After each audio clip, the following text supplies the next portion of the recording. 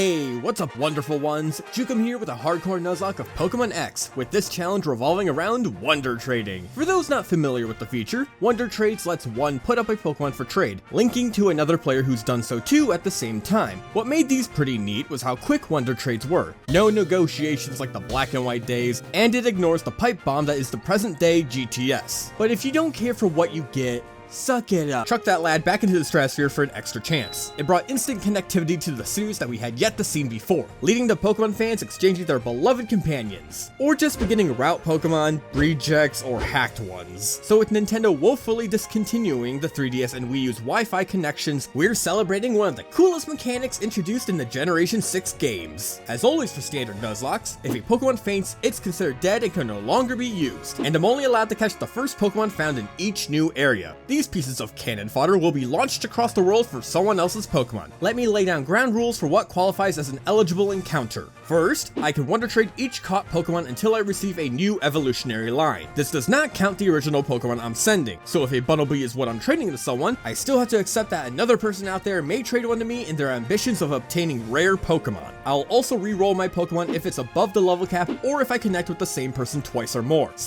if they share the same trainer ID. Think of the individual trainer as my encounter location for determining what I keep. Trainer names, descriptions on the player search system, or Pokemon nicknames that are deemed inappropriate are going to call for a reroll too, while not counting hacked Pokemon goes without saying. However, determining if a Pokemon is hacked is tougher in some aspects. There may be Pokemon I keep in this challenge that you at home might disagree with, but hey, we're here to have fun. With those rules defined, here are the hardcore rules to this challenge as well. Can't ever forget about those. I'm excited to get this run running as our journey starts in Vanilleville Town. Like actual kids back in the good old days of 2006, I immediately become best friends with 4 random people I just met. Our friendship is cemented with a present from Professor Sycamore, delivered by Just Dance's strongest soldier and the nerd emoji given human form. And also like 2006 kids, I misplaced my sentimental gift. Our starter for this challenge will be...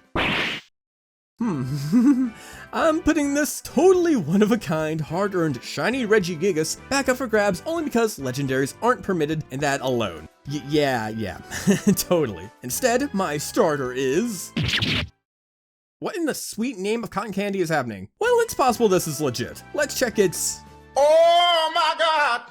I'm speechless that a shiny Swirlix holding its Whipped Dream Trade Evolution item was sent to me as my first Pokemon. It seems like it isn't Gen 2. While it has Belly Drum and a nature you'd expect from a competitive Slurpuff that was hacked in, its ability isn't Unburden, what you'd normally have with this thing's Belly Drum strats. Plus the date it hatched is different from when I began this challenge, meaning it probably wouldn't have been created with the explicit purpose of being Wonder Traded. My best theory is this last was the original trainer's attempt at breeding an unburdened shiny Swirlix.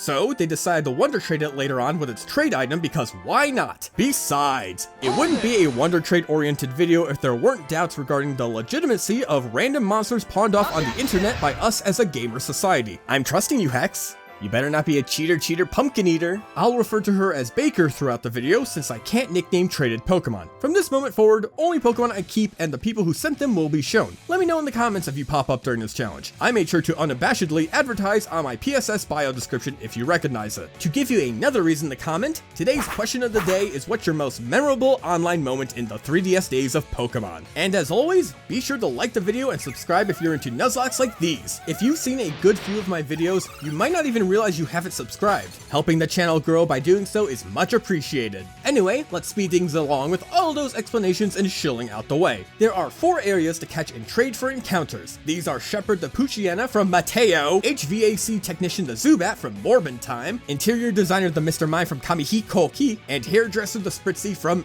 L. Shepherd's runaway ability was actually pretty handy for fleeing wild Pokemon while seeking to gain EXP, as at the beginning it was just these 2 goofballs at level 1 against the world. And by the world, I mean youngster Austin's level 5 Zigzagoon. Awkward grinding aside, we're brought to our first gym battle versus Viola's Lil Bugs. Her Ah-ing Surskit is scurrying about while I lead with HVAC Technician. We're at the early game stages of Pokemon battering each other with middling attacks. HVAC Technician hasn't learned Wing Attack due to Viola's fairly low level cap, yet his task is only to weaken Surskit enough with Bites and Leech Lice for Interior Designer to come in on a weak bubble. With another tanked Quick Attack, our main battler quells the softened Surskit with Confusion while having taken minimum damage. Viola's Ace Vivian is up now, and her interior designer lands a super effective Icy Wind. Cool to see egg moves involved with these trades. Vivian's infestation and follow-up damage aren't going to save her from a second Icy Wind, ending this gym battle victorious for our first badge. Out of the frail web that was that gym, we're down a long path to the next one. There's a lot to do between the two, but that also allows us to hoard a bunch of new encounters that'll get us ready for anything. Before listing off the 11 new friends we've made, eagle-eyed viewers, or maybe just viewers in general, might have caught the bonus experience earned from defeated Pokemon. This is due to my Pokemon being traded. To make up for the additional EXP, I won't be EV trading my Pokemon like I usually do. Well, at least I won't be going for specific stats on specific Pokemon, as without my special 3DS that I oh so rely on, I gotta level up my Mons manually. This will naturally max out my EVs eventually. It simply won't be planned out because I'm just aiming for whichever area is the most efficient to grind EXP in at any given time throughout the journey. Moving along, the first of these new encounters is Fencer the Azurill, who I accidentally missed came from an Endecaris trainer name, and thus I did use her and break the rules technically. I'll ignore the player that traded me Fencer, though you can see that the initial person who caught her was not an issue. Thank you so much Evermore for being normal with your name. Our other recruited pals are Mason the Geodude from Maya, Ultrasonograph for the Chatot from Help Shiny, sorry for the basic Bunnelby dude, Plaster the Love Disc from Ruri, Automechanic the Spiritomb from Laurel, Carpenter the Pansage from AJ, Welder the Charmander from Leslie, Bus Driver the Zigzagoon from Yoke, Teamster the Abra from Scythoka, Home Inspector the Kangaskhan from Shu, and finally, Locksmith the Weedle from Justin. That was a mouthful, and our largest amount of consecutive encounters we'll see in this challenge. There would have been a 12th encounter too if I hadn't accidentally crit the wild Helioptile on Route 9, yet I'd say we obtained a great haul nonetheless. For example, Mason and Automechanic bring about the demise of these infamous Furfrou trainers, like,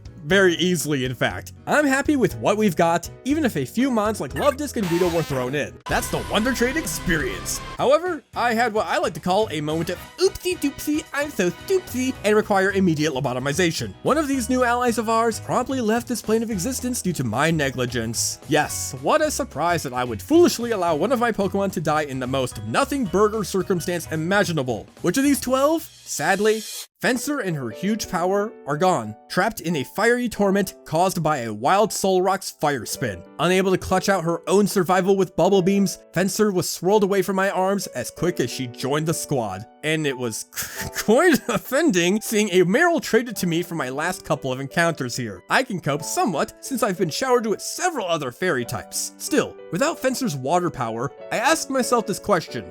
Why does Sycamore have a framed picture of Gothitel's midsection? Are we able to break apart Grant's fossils in our next gym battle?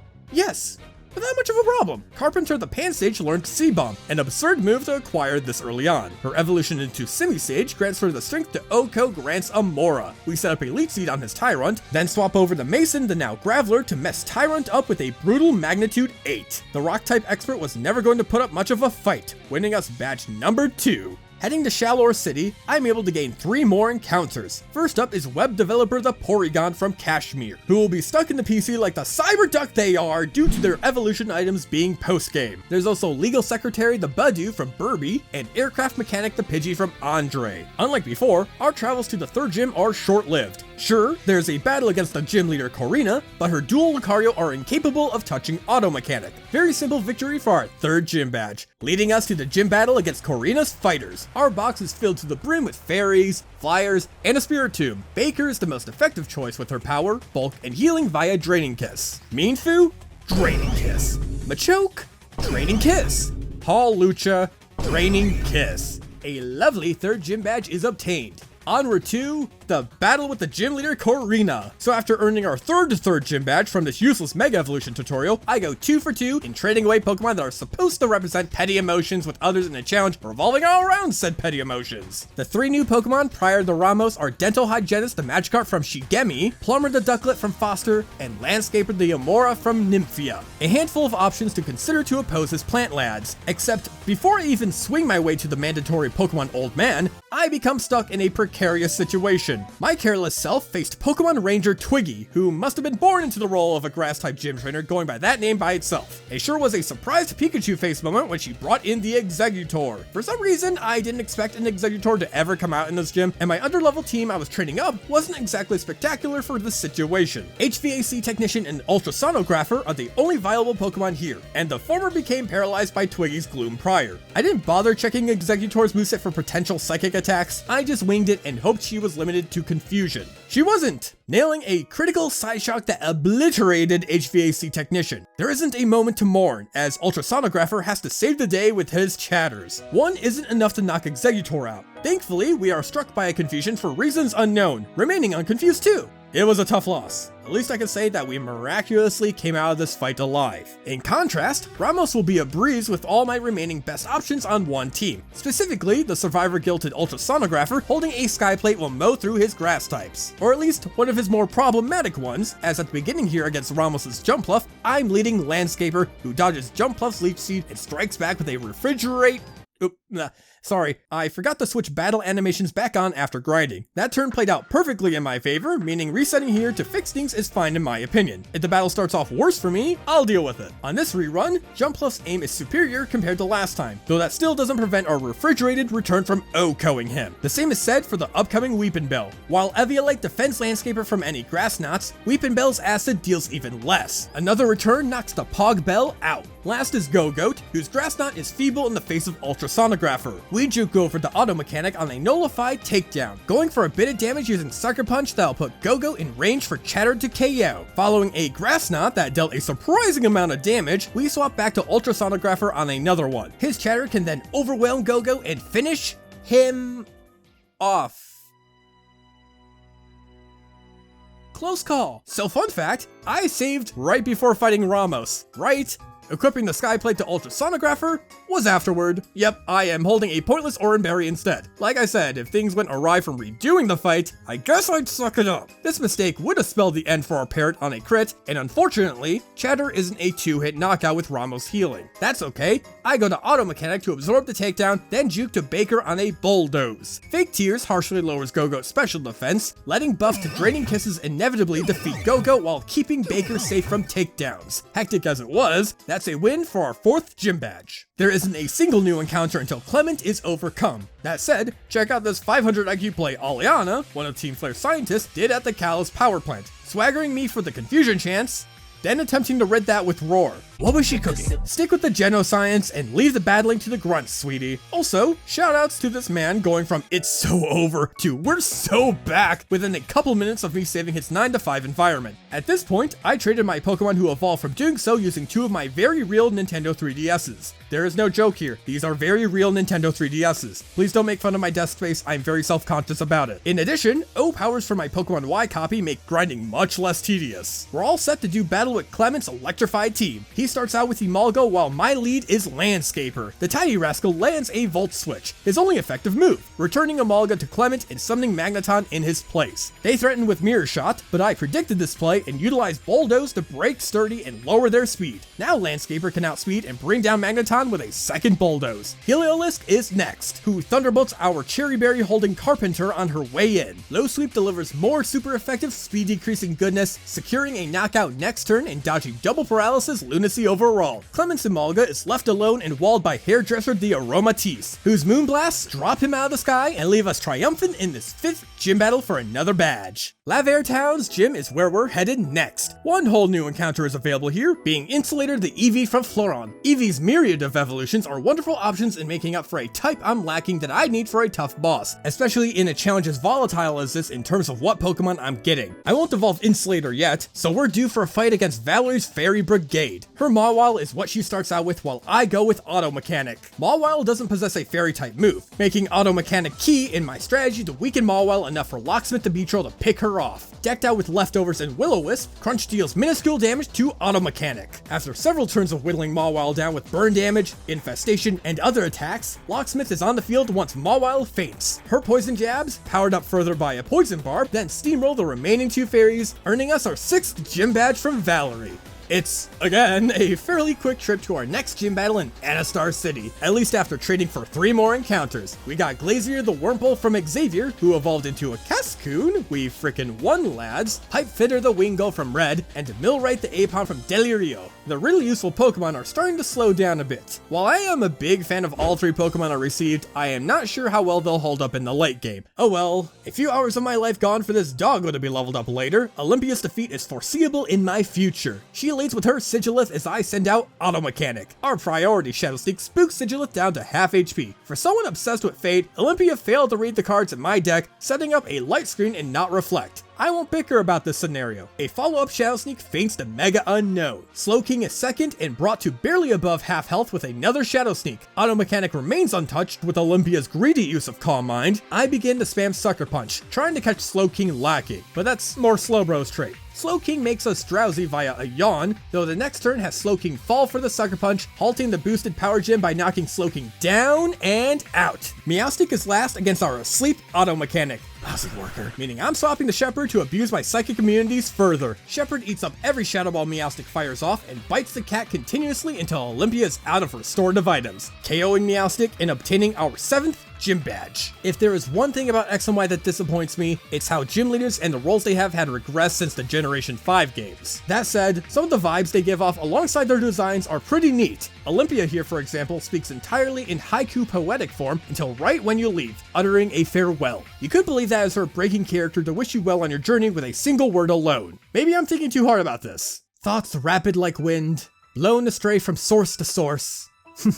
It's all in good fun, but I ain't got the time to cherish the little things when Team Flare is undergoing huge operations. We're at the point in the plot of a fool on a high horse mansplaining his plans of genocide to children. You'd think I'd be locked in for every villain fight up ahead, except it's been a goated Team Flare hot minute since I played these games, and I may or may not have forgotten that you talk with Lysander immediately upon invading his labs. Bro is displeased in my rude manners and lack of gaudy attire, and is ready to punish my unoptimized team. I thought this cutscene was heading toward the route of, if you wish to stop me, just try to reach me.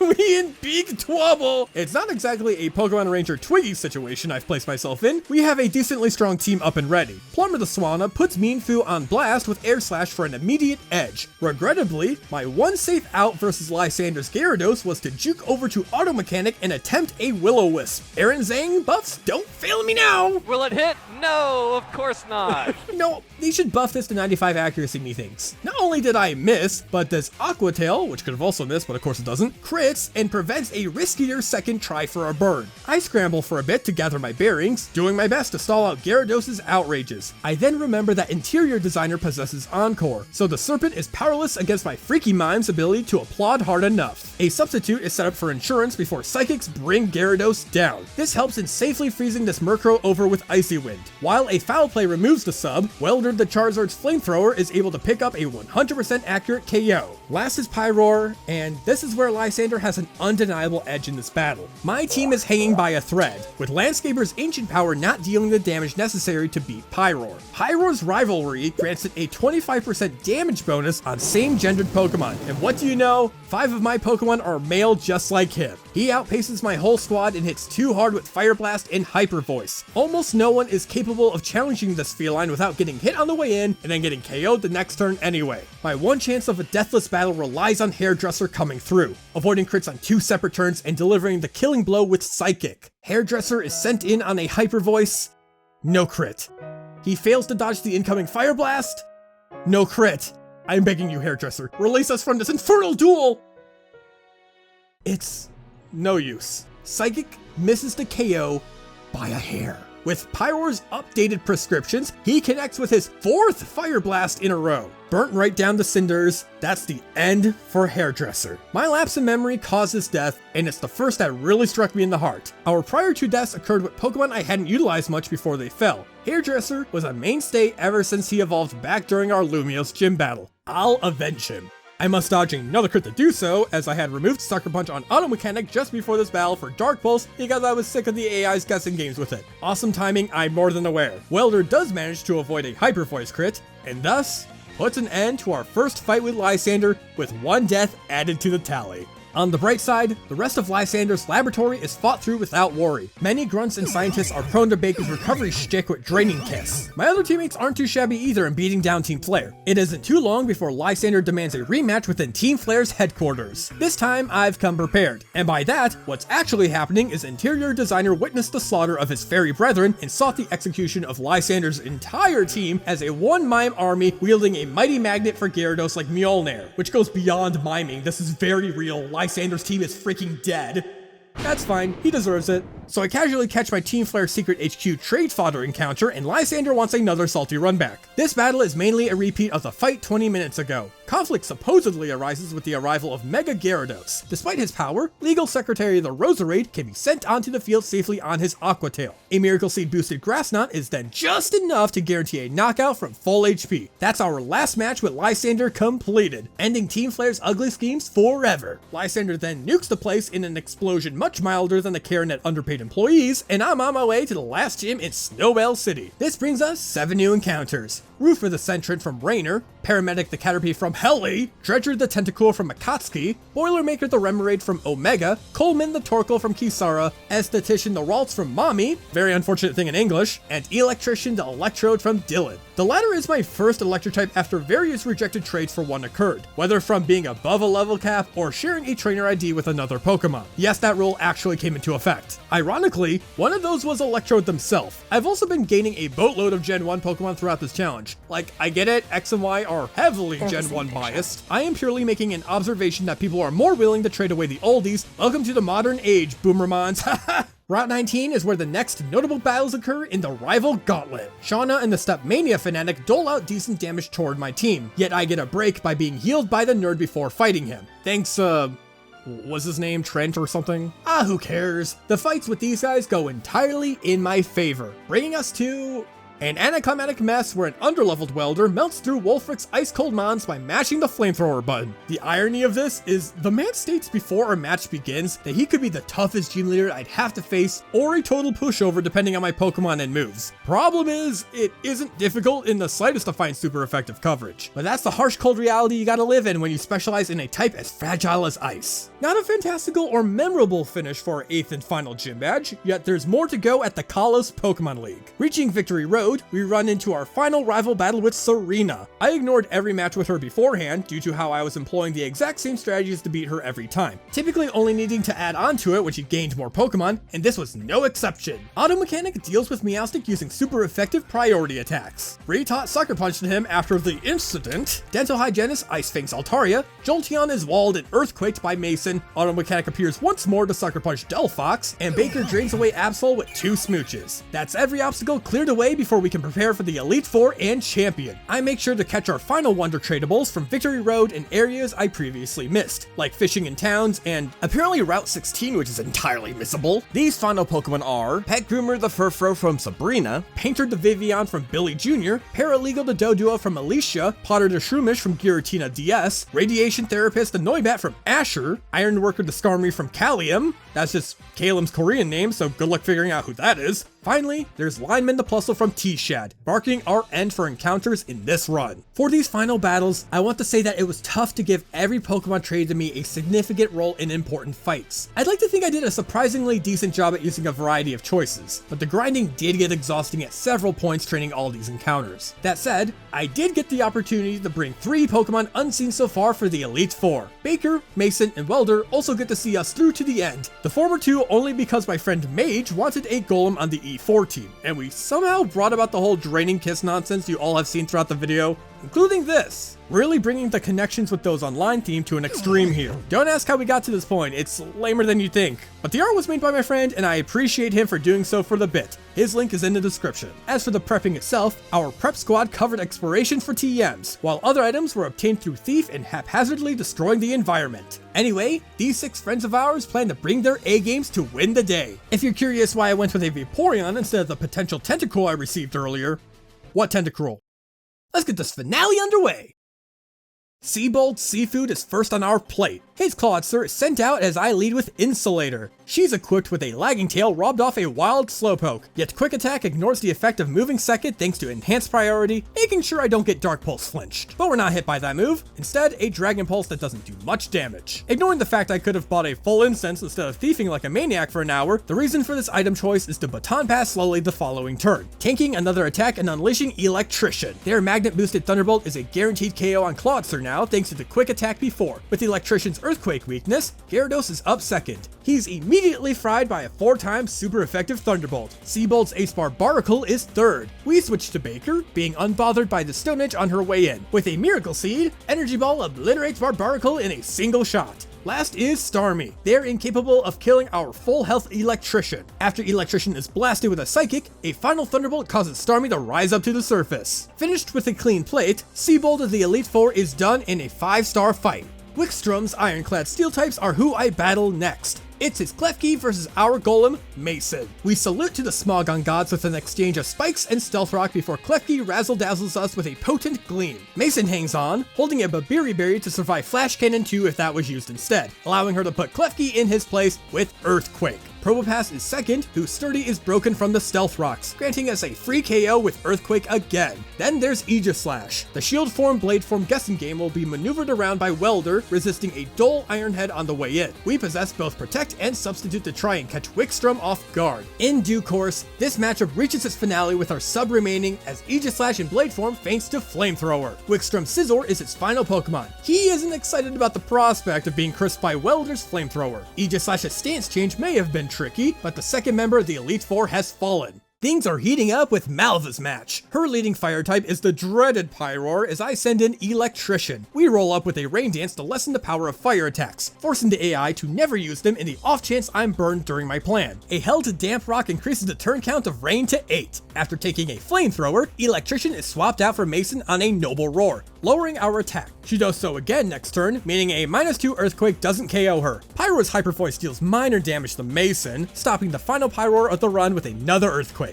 Torkoal is up second. Even with our leftovers, it's safer to swap to Insulator on a potential Earthquake. We're not damaged at all because Malva goes for Curse, letting a max health Vaporeon drown Torkoal in a rain-boosted Surf. Talonflame is third out. Every attack of hers is resisted by Mason, meaning our Golem is welcome to bring forth Stealth Rocks and knock Talonflame out with a Smackdown. Chandelure swings by last, taking Stealth Rock damage. I get Mason the heck out of dodge, initially sending in Baker on a Shadow Ball that lowers her special defense. That doesn't matter, as the goal was to juke over the Welder on a resisted Flamethrower. Then an Earthquake, rising in power via an Earth Plate, is enough to beat Chandelure after the Stealth Rock damage. Insulator also held a Persian Berry on the occasion Shandy was going to do Confuse Ray Witchcraft instead. All under control, Malva of Team Flare and the Elite Four is doused. That just leaves Drazna's Dragons. She sends out her Dragalge as I go with Mason. I love Dragalge, highly underrated, but sorry girl, you're too Earthquakeable for your own good. Druddigon is out now. She can't threaten Mason much. I call upon Stealth Rocks as a sort of backup measure, taking Druddigon's revenge. Join the club, Drazna.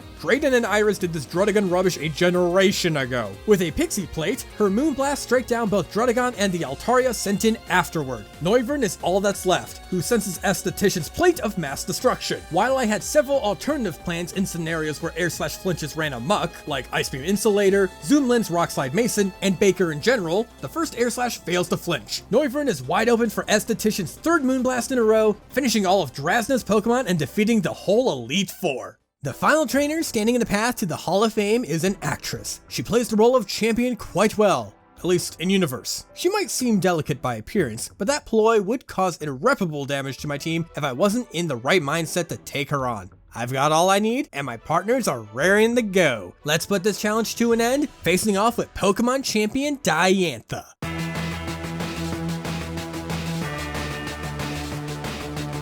Diantha begins to battle with her Hawlucha, while my lead is Electrician. Right off the bat, Electrician's immense speed beats Hawlucha to the quick draw, electrifying her with a magnet-boosted Thunderbolt. Tyrantrum is second out. Despite Earthquake being the reason she was sent out after Hawlucha, Head Smash actually deals more damage to Electrician. This lets Mason switch in on the attack and restore some of the damage off with leftovers. Protect allows her to gain more recovery before an Earthquake cleanly KOs Tyrantrum thanks to the recoil from Head Smash. Tyrantrum's own Earthquake would never have KO'd, though the more health of Mason, the merrier. Diantha's third Pokemon is Goodra. Protecting leftovers get Mason almost back to max health. We're still in danger of Goodra's muddy water. Switching to Insulator is the play, with our water absorbability invalidating the move entirely, negating any chances for accuracy drops. Insulator is holding a Never Melt Ice to guarantee a 2-hit knockout on Goodra with Ice Beam. The first also outright freezes Goodra over. Always a fan of that. Goodra's inactivity means Insulator is undamaged by the time the Slug Dragon's HP bar hits sub-zero. Aurorus and his Thunder are up fourth. Insulator's Surf won't claim a KO with Aurorus' massive HP stat, meaning I swapped a Mason on a supposed Thunder. However, Aurorus summons a Light Screen.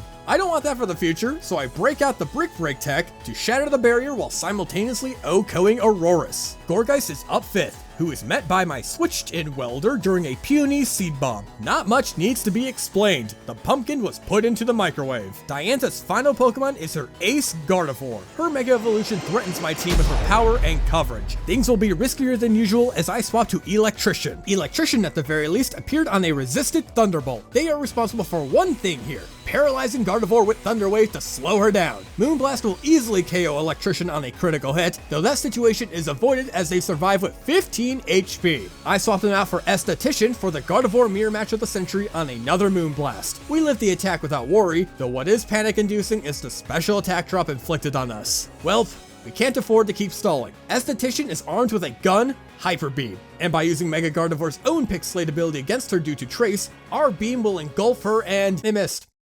But it's okay! Mega Gardevoir is paralyzed. Esthetician with her Pixie Plate lets loose her buffed, very imbued Hyper Beam next turn. Our attack puts Mega Gardevoir low. Not low enough for Diantha to use a full restore, which is ideal. Sadly, Esthetician is shrouded in her opponent's Shadow Ball, unable to escape this fate due to Mega Gardevoir breaking out of paralysis. Man, not a single Raw Slime Pokemon has survived in any of my videos. I'm grateful for her sacrifice nonetheless. There's a tag team ready to close this battle out.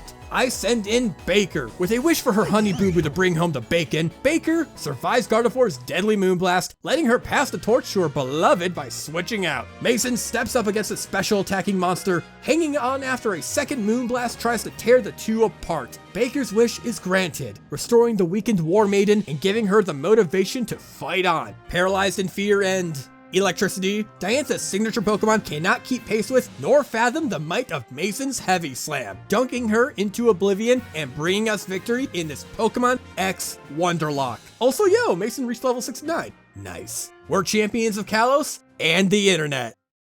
What an excellent run that was. It was a grand time seeking ways to use any Pokemon gifted to me at any random point in the story. As I said, not every Pokemon got a moment in the spotlight for important battles, but looking at my box, almost every ally of ours was leveled up and evolved in case I found a favorable moment for them. Not to mention, lesser focused Pokemon made an appearance in numerous unimportant trainers, overworld exploration, and item gathering. There were no outside Pokemon for these jobs. I could only have done it with the right ones given to me by other players. It's also a challenge that meant a lot to me as a person. This type of Nuzlocke in Pokemon X was something I attempted doing alongside a childhood friend that I haven't talked to in quite a while. We never completed it, getting to around the halfway point in the game. So while I mentioned that this video was to celebrate Wonder Trading, it was also to finish what we had started in a way. There were a ton of laughs from those times, and I think the run itself had similar ups and downs in the same sort of comedic way my friend and I had watching ourselves losing Pokemon left and right. Mostly me laughing. He lost a lot of Pokemon. Altogether, the challenge still had plenty of Pokemon from around the world have their chance to shine, which adds on to all the positive feelings I talked about. Wonder Trading allowed myself and several other Pokemon fans to connect with each other. The 3DS Online days are a thing of the past, it's the end of an era, yet that doesn't mean it's the end of interacting with people through this series. However,